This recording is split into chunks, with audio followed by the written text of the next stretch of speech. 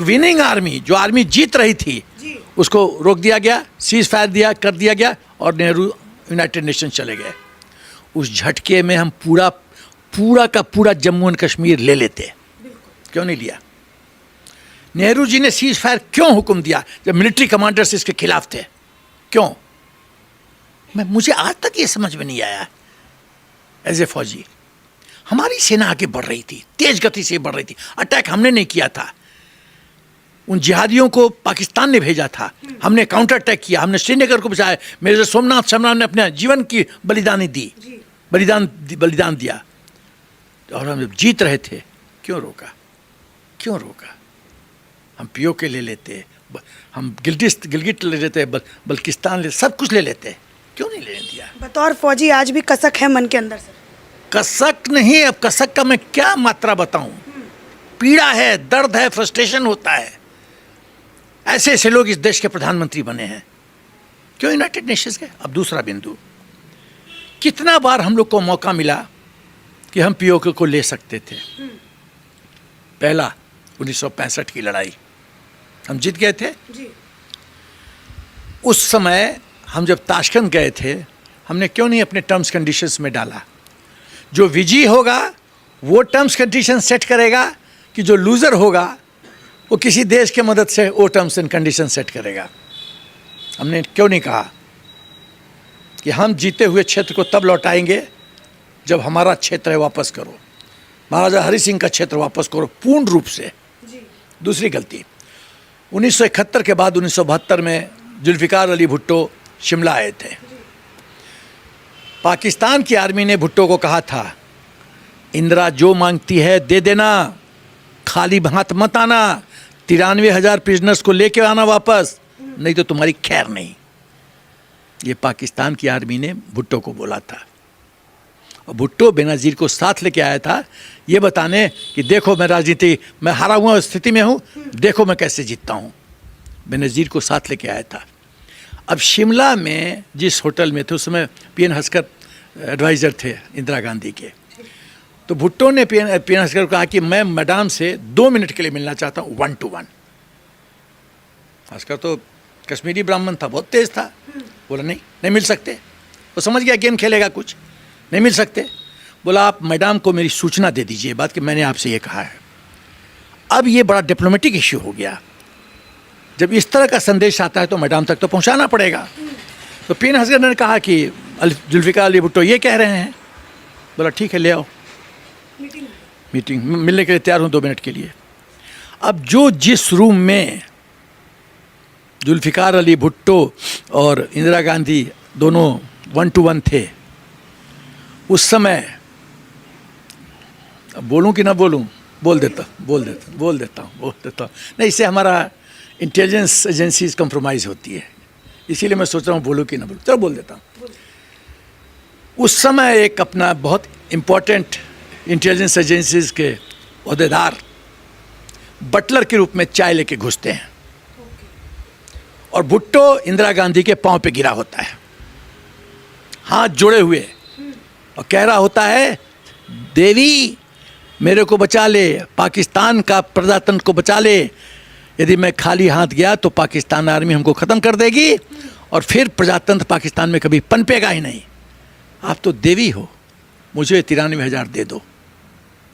और आप पसीज गए और आपने दे दिया बिना शर्त के। ये क्या स्टेटमेंटशिप है? क्यों नहीं कहा हमको पीओ को दे दो? क्यों नहीं कहा हमको सिंध दे दो? तुम पाकिस्तान की तो गर्दन हमारे हाथ में थी। यदि मैं प्रधानमंत्री होता तो मैं शिमला में उस दिन सिंध ले लेता, बलूचिस्तान ले लेता, पीओके ले लेता, गिरिड लेता, बल्तिस्तान ले लेता। और बताऊं क्या करता मैं भुट्टो को कहता तुम्हारी आर्मी कैपेबल आर्मी नहीं है, तुम्हारी army under command Indian army रहेगी, तुम्हारा डिफेंस और फॉरेन अफेयर्स मैं देखूंगा। या तो 93,000 ले या ये दे, इधर भी मौत है इधर भी मौत है, चुन कौन सा मौत सेलेक्ट करता है। मैं ये करता। क्यों नहीं किया इंदिरा गांधी ने? देवी दुर्गा बन गई, पार्लियामेंट में बड़ाई हो गया, 93,000 हमने प्लेट में उठा के दे दिया। राजनीति कुछ भी करवा सकता है। अरे काहे का राजनीति, फिर काहे के लिए फिर हट जाओ, काबिल लोग को बनने दो प्रधानमंत्री। इस तरह से खेल होता है। जो हम लोग खून बहाते हैं फौजी, इस तरह से ऐसे ही खून हमारा व्यर्थ में जाएगा। फिर सेना खून क्यों बढ़ाए? हम अपना जीवन दान क्यों करें मां भारती के लिए, हिंदुस्तान के लिए? क्यों? जब हम जानते हैं कि हमारा खून बहाव व्यर्थ जाएगा, ये क्षेत्र वापस चला जाएगा। सरकार को चाहिए कि पूरा बहुत कठोर संदेश दे पाकिस्तान को, आज के बाद जो भी हम पाकिस्तान का जमीन जीतेंगे हम कभी नहीं लौटाएंगे। Never never. आज का सैनिक कैसा महसूस करता है सर इस सरकार के? बहुत अच्छा, हालत ठीक है, बहुत बढ़िया। एक चीज बताओ, खाली मैं एक उदाहरण दूंगा, दो उदाहरण दूंगा। जब 2008 में ताज होटल पे अटैक हुआ कसाब के द्वारा, 167 लोग मारे गए, तो इसके दो बिंदु बताता हूं।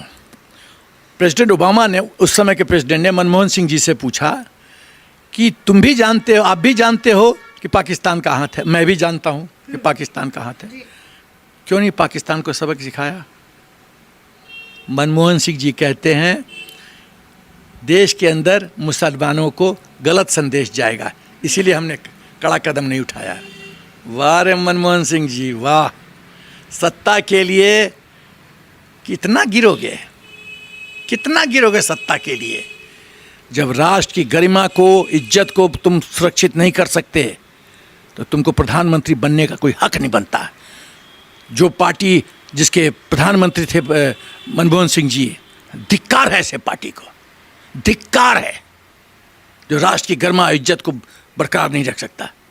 सेकंड, उस समय के एयरफोर्स चीफ फैली मेजर, एयर चीफ मार्शल फैली मेजर सरकार के पास गए कि मैं तैयार हूं काउंटर अटैक के लिए, एयर स्ट्राइक के लिए, अनुमति दो।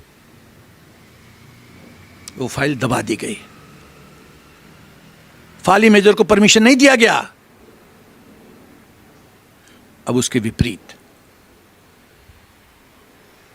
जब पुलवामा में सीआरपीएफ के जवानों की हत्या होती है पाकिस्तान जिहादियों के द्वारा, तो मोदी जी का हर एक सेंटेंस ध्यान से सुना करो तुम लोग जर्नलिज्म में। उन्होंने क्या कहा था?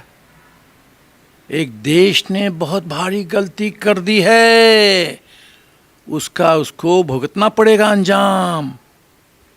लोग सोचे 7 दिन में क्या होगा, बहुत आए प्रधानमंत्री गए, क्या हुआ 7 से 10 दिन के अंदर?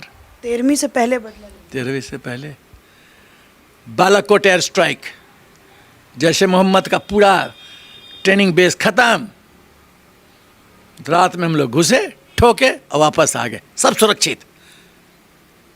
और एक कुछ पॉलिटिकल पार्टी क्या कहते हैं, वह कौवा नहीं मरा, वहाँ तो खाली 2 चिड़िया मरी थी। अरे ये क्या देश है? मुझे तो समझ में नहीं आता है कि पॉलिटिकल आप अपना इक्वेशन सेटल करने के चक्कर में राष्ट्रहित भूल जाते हो।